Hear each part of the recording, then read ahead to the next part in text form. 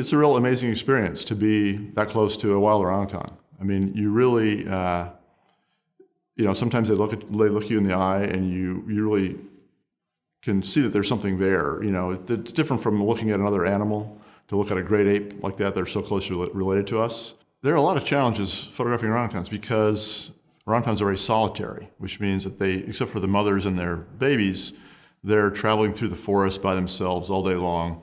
And so you have to first you have to find them. Because my wife is an orangutan researcher, I've spent a lot of time in the field with her and her teams over the years. So I really have a much better ability than somebody who would just come in seeing an orangutan for the first time in the wild. I have a much better chance of sort of anticipating what might happen. And that's really critical when photographing in the forest because you have so little view. It's really hard to get a view of what's going on because of the foliage. So you kind of have to anticipate where the orangutan is going to go, if this is going to be someplace where he's going to stop and do something, if there's some kind of interaction going on between individuals, so on. So yeah, there's a lot of experience that goes into sort of being in the right place at the right time and being ready to get a shot. We were on the top of a hill in Sumatra. There was a big flanged male with the big cheek pads who we'd been following all day. And then we heard another orangutan coming. Testosterone was kicking in, and he had the urge to challenge this big guy.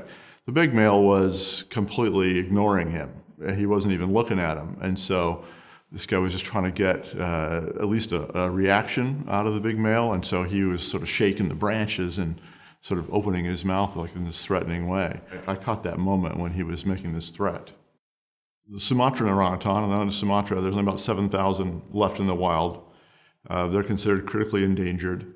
If the remaining forest areas that have these wild orangutans in them can be protected, I think the prospects are good. It's just, if they keep getting nibbled away at, as they are now, every year by a little bit more agriculture, a little bit more fire, a little bit more roads going through, a little bit more of this, they're going to get down to a state where they're dangerously close to, a disease wiping out a whole population of only a few hundred animals, something like that, down the road. There's still time to protect those remaining forests better. This work documenting, both showing what they're like in the wild, how amazing they are, how interesting their behaviors are, how we're learning all these new things about them, and then also showing with my other photographs of the rehabilitation centers and the orphans and the fires and the issues that they're facing, trying to get people to realize that this is a really critical time and we need to take action now to secure orangutans for the future. But there's a serious lack of enforcement on the government side, and so I think any additional attention in the media, or international awareness about these issues,